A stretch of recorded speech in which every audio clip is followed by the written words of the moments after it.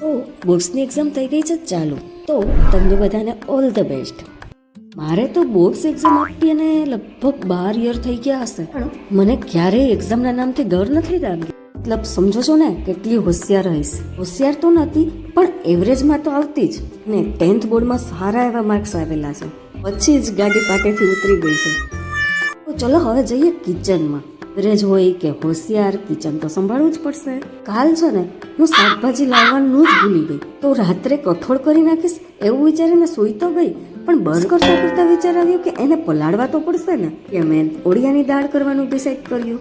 કેમ કે એ વધુ ટાઈમ પલાળવી ના પડે અને જલ્દીથી થઈ જાય.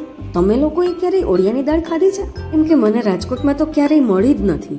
હું લાવું છું એને મારા ગામ, મતલબ કે આજ ખુશીના મેનુમાં પૂરી, પરોઠું કે એવું કંઈ હતું.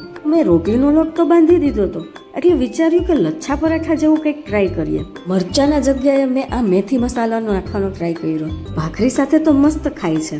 જોઈએ આજ લંચ બોક્સ ફિનિશ કરીને આવે છે કે નહીં. ને હા, એ આખો પરોઠો ફિનિશ કરીને આવી હતી, એટલે ટેસ્ટી તો બન્યો જ હશે. દરેક તો ભૂખના મારી ન ભયવું હોય ને તો પણ ન્યા તો ખાઈને જ આવે, એટલે હું તો લંચ બોક્સમાં એ જ આપું કે જે ન ખાતી હોય. ચલો તો ફ્રી થતાં થતાં મારું પાર્સલ પણ આવી ગયું છે, તો એને હું તમને બતાવીશ નેક્સ્ટ વ્લોગમાં. ત્યાં સુધી બાય.